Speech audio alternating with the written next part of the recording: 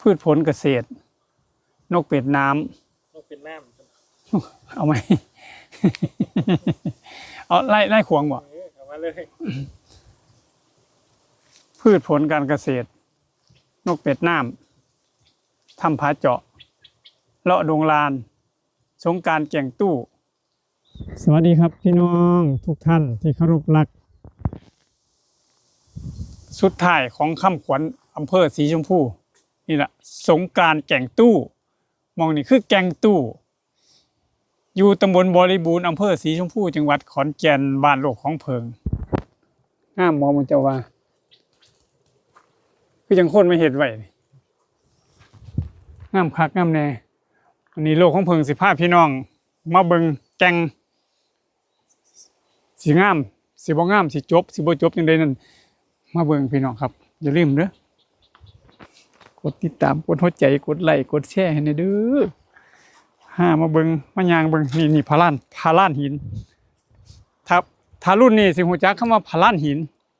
ถ้ารุ่นถือกล้องนี่บ่ฮู้จักดอกพาล้านหินแล้วสาดรถมาทีโอ้ยมึงไงประติมากรรมบ่เขาเอิ้น น้ำยังได้มาเสาะหินจนเฮ็ดโซซีวีน้ำคักน้ำนี่พุ่นน่ะเป็นแอ่งขึ้นน่ะก็มีเดี๋ยวสิพาไปเบิ่งมาเบิ่งอันนี้จับมาเลี้ยงกันไว้จังได๋มาจับดีกระดอกกระเดียแม่นหินซุ่มนี่ตัวจะเอาไปถูขี้ไข่เนาะแม่นเด้นี่เขาเอิ้นหินอ่อน คันว่าหินอ่อนก็ลองเบิ่งติน่ะพอจึกลงไปหั่นบ่ยังจักเหลี่ยมบ่ได้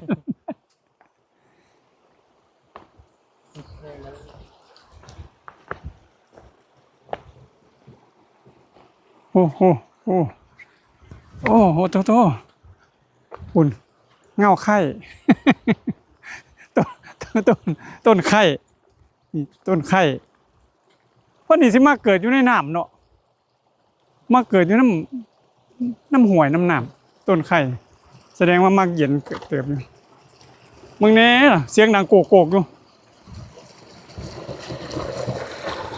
ดังอยู่ไสซั่นนี่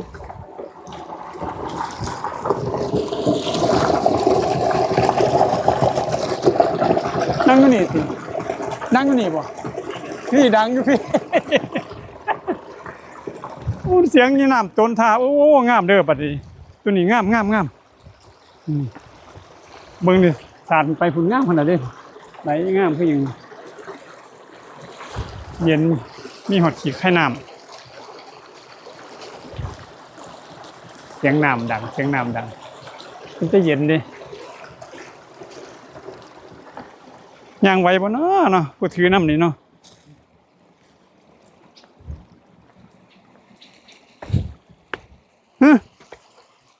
ยังหันนี่เฮ้ยอย่าว่าหลุมหินเถอะเฮ้ยแม่ดีแท้นะโอ้ยสมัยเก่ามันมีอยู่ที่แนวเจียหินคือเฮ็ดงามแท้โอ้ในธรรมศาสตร์ก็มีความสวยงามสลับซับซ้อนมีความ Amazing ห้อยสร้างมาแต่ทางใดเนาะนี่เนาะต้องมากินน้ำพ่อสร้างนี่คุณน่ะเดี๋ยวคุณไหมเขาจะคือเลี้ยงกันไว้ดีแท้เอาคือเลี้ยงกันไว้ดีแท้เปิดทั้งนี้เพิ่นมีน้ำบัดเอามันคือจังลักษณะเพิ่นอันจมหินมาว่าง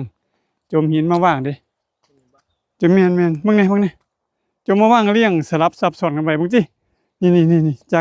จากก้อนนี้เนาะ1 2 3 4 5 6 7 8 9 10 11 12 13 14เป็นไงโอ้อันน่ะพุ่นน่ะลำน้ำพองสวยงามคือหยังนี่พุ่นมีต้นห่มทำสาคันเป็นหน้าฝนอีกครั้งเด้อนี่ขึ้นเงาต้นป้างพุ่นนี่นั่นโอ้โธ่แตกก็มีมองมันแตกก็มีโอ้โมเมนแตกปานใด อืมในธรรมศาสตร์เนาะก็มีของสวยงามเป็นตะเบิงย่ำหน้าหนาวเขาเจ้าสิมาหาหมดยิ่งปลาจังสิล่ะน้ำมันสิใสเนี่ยมันหมดย่ำเมื่อคืนนี้หมดใส่อีโมงหมดลงไป มองไหมพุ่ม คนละม่วงเป็นกระจกไหมม่วงกระจกคือพวกนักประดาน้ำก็ยังหน่วยซิ่วหน่วยซิ่ว บ้านเฮาหลายได้เนี่ยซิว ฮะมีอยู่บ่ นี่แหละเพิ่นถือสวิงลงอยู่เด้ ต้องไปยัง ลงห้องหาสันปลาซิว โอ้ ในซิวกันทางเสียง หน่วยซิ่วพันเที่ยง เพิ่นฝึกตลอดเด้ มึงเนี่ยก็ยังเฮ็ดอันให้นี่ไหมนั่งพิงนี่ไหมย้อนขาลงนี่ที่มองนั่งนี่คือที่เป็นเมียเนาะโอ้นี่เป็นเมียหลวงนี่เมียน้อยนั่งอยู่นี่ผัวนั่งอยู่นี่ จินตนาการ อีดีพี่ไม่ใหญ่นางอยู่พี่พุ่นพอใหญ่ไม่ใหญ่นางอยู่พุ่นซุ่มหนึ่งพุ่นซุ่มนี่คือมันถูดนางอยู่นี่ โทษ เอากระเบื้องอีดีนี่มันจะนี่มองพี่น้องมายามนี่พี่น้องกับนั่งอยู่นี่เห็นบ่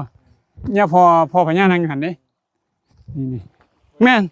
เบิ่งหมอลำหลายได้เนาะเพิ่น บ่อีดีถ้าเบิ่งสิบ่ให้ฟังจำแนกนี่พ่อพญาอันบ่นี่พ่อพญาอันนี้แม่พญาอันนี้มเหสีน้อยนี่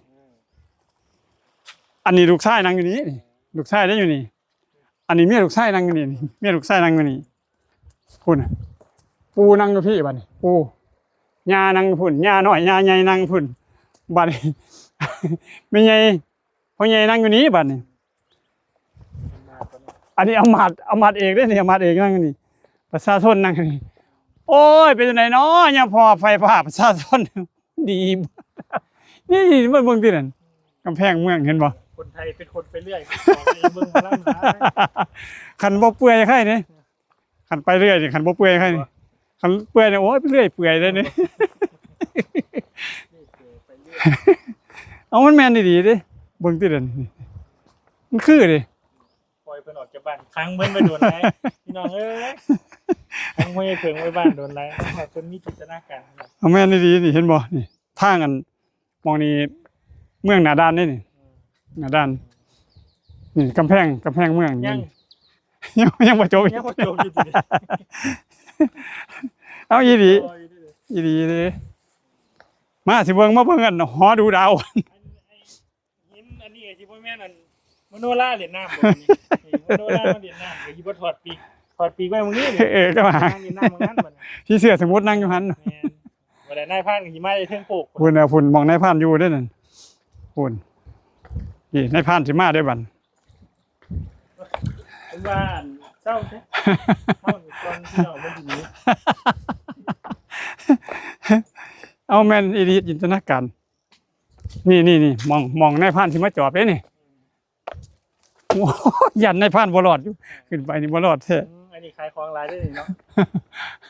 แม่นบ่ อันนี้มองเมียง มองขายของหลายมีแต่สินค้าแบรนด์เนม นี่บ่ แม่นห่าง ห่างวันนี้โอ้ห่างโอ้ยเข็มเกี่ยวคันบ่ถามไปทุดนี่บ่ฮู้เรื่องอันนี้ ห่างเทื่อกับสลัดในเรื่องปึกอยู่นี่ ลึกนี่ลึกอยู่ นี่นาฮ้อนที่เป็นสีมีเท่ามีหยังกุ้ง น้ำแล้วบ่ กุ้งขี้ไข่น้ำสลายนี่นะหมองเป็นตะยูแห่งนี่ กกซ้ำซานี่ เครื่องสานี่ขึ้นไปนี่แม่นโดดโตนป้างของคนบ้านเอ้ย ลาพี่น้องก่อนเพิ่นสิบ่ได้นั่งเบิ่ง ขอบคุณหลายๆพี่น้องนี่คือแกงตู้พี่น้องอยู่ดีมีแห้งทุกท่านอย่าลืมกดหัวใจกดไลค์กดแชร์กด Subscribe กดกระดิ่งนำด้วยครับเด้อขอบคุณครับพูดเบิ่งห้ามหลายพูดกบเดือ เดี๋ยว